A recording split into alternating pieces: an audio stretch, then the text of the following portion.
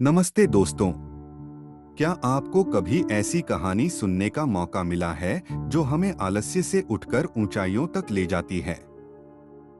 तो आपका स्वागत है हमारे चैनल पर। इस वीडियो में हम आपके साथ साझा करेंगे आलस्य को पार करते हुए पहाड़ की चढ़ाई की प्रेरणादायक कहानी।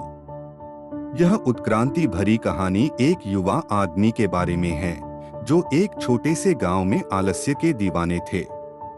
उन्होंने कैसे अपनी लालसा और संयम को पार करते हुए एक पहाड़ की चोटी तक पहुंचा, जहां एक अद्भुत पंख को प्राप्त किया। जब उन्होंने अपनी सीमाओं को पार करके विजय बनाया, तो वे अपने आप में एक नया जीवन और संयम का एहसास पाए। इस कहानी से हमें सीख मिलती है कि हम हमेशा अद्भुत कार्यों के योग्य होते हैं, लेकिन आलस्य हमें पीछे धकेल देती है। यह कहानी हमें यह भी सिखाती है कि आलस्य को पार करने के लिए हमें अपने आप को चुनौतियों के सामने रखने और उन्हें ग्रहण करने की क्षमता बढ़ाने की आवश्यकता होती है। यदि आप जानना चाहते हैं कि कैसे यह युवा आदमी ने अपनी आलस्य को पार किया और एक बेहतर जीवन के लिए संयम प्राप्त किया, तो इस वीडियो को जरूर देखें। एक समय की बात है जब एक युवा आदमी एक छोटे से गांव में रहता था जो पहाड़ के पैरों में स्थित था। इस युवा आदमी को सुसंगतता के लिए गांव भर के लोगों द्वारा जाना जाता था। वह एक पेड़ की छांव में लेटकर दिन भर नींद की खुशी और दिनचर्या के बीच सपनों में व्यतीत करता था। एक दिन एक ज्ञानी बूढ़ा सन्यासी गांव में आया और युवा आदमी को अपने पास बुलाया। मेरे पुत्र, बोले सन्यासी, मेरे पास तुम्हारे लिए एक कार्य है। मैं चाहता हूं कि तुम उस पहाड़ के शीर्ष तक चढ़कर सबसे ऊंचे चोटी पर से एक पंख लाकर लाओ। युवा आदमी ने पहाड़ की ओर देखा और मुंह बनाते हुए कहा, यह तो असंभव है। मैं बहुत सुस्त हूं वहां तक चढ़ने के लिए। सन्यासी मुस्कान देकर बोले, अरे लेकिन तुम देखो, वह पंख जो मैं चाहता हूँ वह पहाड़ पर नहीं है। वह पहाड़ के दूसरी ओर एक गुफा में है जो शीर्ष तक चढ़कर और दूसरी ओर उतरकर पहुंची जा सकती है। युवा आदमी को यह अद्भुत पंख के बारे में कभी सुना नहीं था और ऐसे एक अद्वितीय कार्य के बारे में सोचने से उसकी जिज्ञासा जाग उठी और इसलिए उसने सन्यासी के चुनौती को ग्रहण करने का फैसला किया। चढ़ाई लंबी और कठिन थी और युवा आदमी जल्दी से सांस फूलने और पसीना बहाने लगा, लेकिन जैसे जैसे वह ऊंचाई पर चढ़ता गया, उसे एक उत्कटता और उत्साह की भावना महसूस होने लगी जो उसने पहले कभी नहीं महसूस की थी। जब उसने अंततः चोटी तक पहुंचा, तो वह थका हुआ पर संतुष्ट था। उसने अपने सामने बढ़ती हुई दिलचस्प नज़ारे को देखा और महसूस किया कि उसने ऐसी सफलता हासिल की थी जिसे उसने कभी पहले नहीं महसूस किया था। लेकिन वास्तविक चुनौती अभी बाकी थी। युवा आदमी को पहाड़ के दूसरी ओर उतरकर पंख की तलाश करनी थी जिसे गुफा में मिलने का कहा जाता था। नीचे उतरना चढ़ाई से भी अधिक खतरनाक था और युवा आदमी कई बार टकराया और गिर गया, लेकिन उसने लड़ना जारी रखा, पंख की प्रतीक्षा में प्रेरित होकर। जब उसने अंततः गुफा तक पहुंचा, तो उसने पंख को वहां चमकते हुए देखा जहां प्रवेश द्वार से प्रकाश आ रहा था। उसने पंख को उठाया और उसकी सुंदरता पर मग्न हो गया, लेकिन फिर उसे समझ में आया कि उसकी एक समस्या है।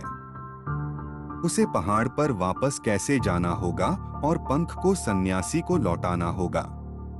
एक पल के लिए युवा आदमी हार मानने की सोच करने लगा, लेकिन फिर उसने याद किया कि जब उसने शीर्ष पर पहुंचते समय जो संवालित करते हुए महसूस किया था, उसने यह जान लिया था कि वह उसकी कमजोरी और लापरवाही को परास्त कर सकता है। अब उसे यह पता चल गया था कि वह हमेशा महान चीजों करने की क्षमता रखता था, लेकिन उसकी सुस्ती ने उसे वापस कर दिया था। अब उसे यह पता चल गया था कि उसकी शक्ति और संयम है और वह किसी भी बाधा को पार करने की क्षमता रखता है।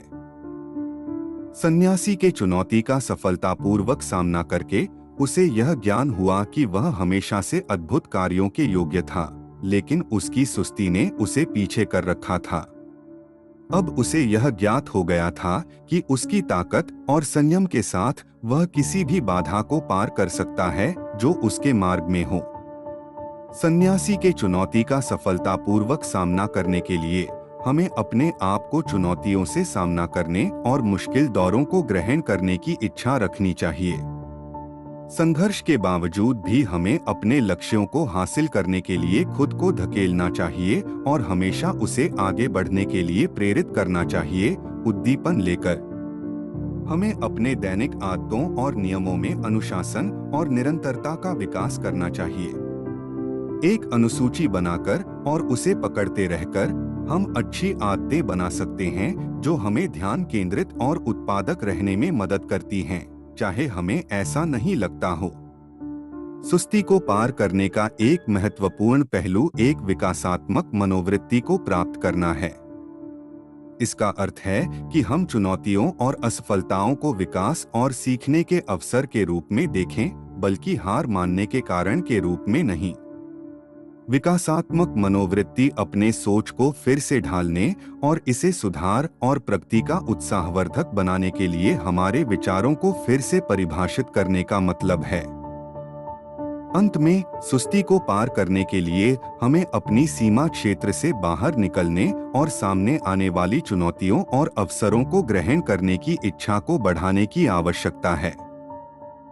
कहानी का मोरल है कि सुस्ती को स्वीकार या सहन करना उचित नहीं है, बल्कि इसे पारित करना और उससे पार उठना हमारे लिए एक चुनौती है। हम अपने लक्ष्यों की प्राप्ति के लिए खुद को प्रेरित करने के लिए खुद को मजबूत और निरंतर बनाने की जरूरत होती है। जब हम अपने लक्ष्यों की प्राप्ति के लिए आवश्यक संयम, समर्पण और मेहनत के साथ अपने आप को समर्पित करते हैं, तो हमें अपने असली पोटेंशियल की पहचान होती है और हम उन बड़ी चीजों को हासिल करने की क्षमता देखते हैं जो हम पहले सोचते थे कि हम नहीं कर सकते। आखिर में, यदि आपको यह कहानी पसंद आई हो और आप ऐसी और कहानियों को सुनना चाहें, तो कृपया इसे लाइक करें और मेरे चैनल को सब्सक्राइब करें। आपका समर्थन मुझे और अधिक ऐसी कहानियां बनाने के लिए प्रेरित करेगा। धन्यवाद।